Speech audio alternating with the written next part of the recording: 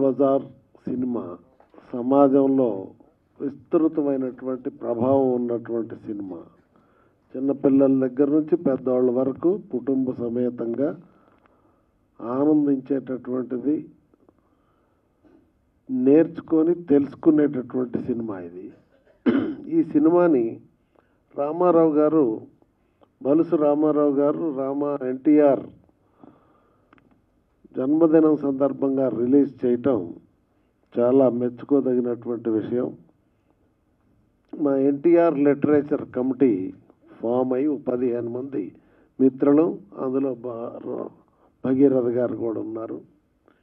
రామారావు గారి ఔన్నత్యానికి సరిపడినంత లిటరేచర్ కానీ డిజిటల్ కంటెంట్ కానీ లేదనేది గమనించి ఆయన ఔన్నత్యాన్ని చాటి చెప్పటం కోసం ఈ కమిటీ ఫార్మేట్ చేశాం.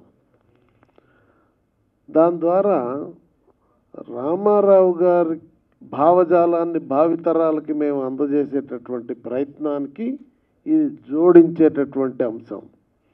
అందువల్ల బలుసు రామారావు గారు వచ్చి ఆహ్వానించిన వెంటనే నాకు చాలా సంతోషం కలిగింది. నిజంగా ఈ జనరేషన్కి రామాయణ మహాభారతాలు మన ఇతిహాసాలు పుస్తకాల్లో చదువుకుంటాం. చదవటం కంటే సినిమా చూస్తే మన మనసులో జీవితాంతం గుర్తుంటుంది. అందువల్ల సినిమా రూపంలో ఇవి తీసుకురావటం అనేది బహుశా ఎన్టీ రామారావు గారు నటించి ఉండకపోతే రామాయణ మహాభారతాలు మరి ఇంత ప్రజలకు తెలిసే అవకాశం ఉండేది కాదు. ఆయన అంత గొప్పగా రామాయణ మహాభారతాలన్నీ నటించటమే కాకుండా సమాజానికి తెలియజేయటం కోసం స్వయంగా సినిమాలు తీసి సేవ చేశాడు భావితరాలకి. అందువల్ల ఆయన నాయక పాత్ర, ప్రతినాయక పాత్ర, అలానే సాంఘికం, జానపదం, చారిత్రకం, పౌరాణికం అన్ని సినిమాల్లో నటించాడు. వైవిధ్యమైనటువంటి పాత్రలు సినిమాల్లో చూస్తే మీకు చాలా సినిమాల్లో 2-3 మారువేషాలు ఉంటాయి ఆయన. ఈ మారువేషాలన్నీ కలిపితే సమాజంలో ఇక్కడ మనం ఉన్నటువంటి అందరి యొక్క పాత్రలు అందులో ప్రతిబింబిస్తాయి. ఆ విధంగా ఆయన మానవాళి యొక్క మనసులో జీవించగలిగాడు కనుకనే ఆ తర్వాత ఆయన రాజకీయాల్లోకి రావటం, అందులో కూడా విజయం సాధించటం, చివరికి ఆయన ఆ రోజున ప్రభుత్వంలోకి వచ్చి 35 ఏళ్ళు అయింది స్వతంత్రం వచ్చి. ఆ తర్వాత ఆయన ప్రభుత్వంలోకి వచ్చాడు. ఎందుకు? సమాజం నన్ను ఆదరించి ఇంతోండి చేశాక నేను ప్రజల రుణం తీర్చుకోవాలని. ఎవరైనా సినిమా వాళ్ళు ఇవాళ రేపు రాజకీయాల్లోకి వచ్చేది వాళ్ళ నటన సినిమాలు ఆడటం తగ్గిన తర్వాత వస్తున్నారు. కానీ ఆయన సెకండ్ ఇన్నింగ్స్లో దేదీప్యమానంగా ఆడుతున్నాయి సినిమాలు.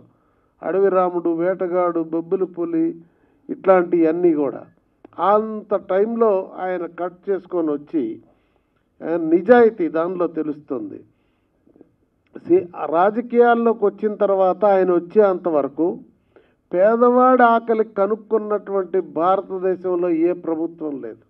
ఆ మాటకు వస్తే ప్రపంచంలోనే లేదు. అట్లే పేదవాడికి పక్కా ఇల్లు ఇవ్వాలనేది కూడా మనతో పాటు సమానంగా అప్పటికి ఉన్నటువంటి ప్రభుత్వాలు చేయలే. అంతేకాదు, మొదటి పంచవర్ష ప్రణాళికలో భారతదేశం అభివృద్ధి చెందాలంటే వ్యవసాయం అభివృద్ధి చెందాలని చెప్పారు. దానికి నదులు పుష్కలంగా ఉన్నాయి, నదుల అనుసంధానం చేయాలన్నారు. కానీ నదుల అనుసంధానం ఏ ప్రభుత్వమైనా భారతదేశంలో అమలు చేసిందా?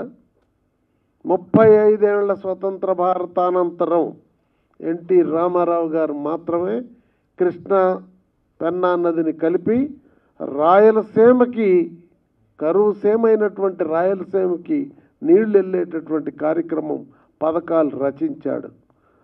ఆ కార్యక్రమాలకే ఆ రాయలసీమని సస్యశ్యామలం చేయటం కోసం ఆయన రూపొందించిన పథకాలన్నింటికీ నీటిని అందజేయటం కోసం ఈరోజు గోదావరి నుంచి పోలవరం బనకచెర్ల కార్యక్రమం తీసుకొని లక్షలాది కోట్ల రూపాయలు వెచ్చించి ఈరోజు రాయలసీమలో నదుల అనుసంధానం ద్వారా సస్యశ్యామలం చేయబోతుంది నారా చంద్రబాబు నాయుడు గారు. అలా ఎందుకు ఈ మాట చెప్తున్నానంటే, సినిమాల్లో కానీ రాజకీయాల్లో కానీ రామారావు గారే సాటి. భారతదేశ ప్రభుత్వం ఈరోజు అమలు చేసేటటువంటి పథకాలన్నీ కూడా రామారావు గారు రూపొందించినయే. పెన్షన్లతో సహా ఈరోజు అన్ని ప్రభుత్వాలు చేస్తున్నాయి, ఆయన ఆ రోజు ఇచ్చిందే. కనుక రామారావు గారి భావజాలం ఈ రోజుకి దేశ రాజకీయాల్లో ఆదర్శంగా అమలు జరుగుతున్నాయి. అలానే సినిమా నటనలో కూడా ప్రపంచంలో ఉన్నటువంటి అన్ని భాషల్లో ఉన్న నటులను మీరు తీసుకోండి, ఇక్కడ యోధులు ఉన్నారు సినిమాల్లో.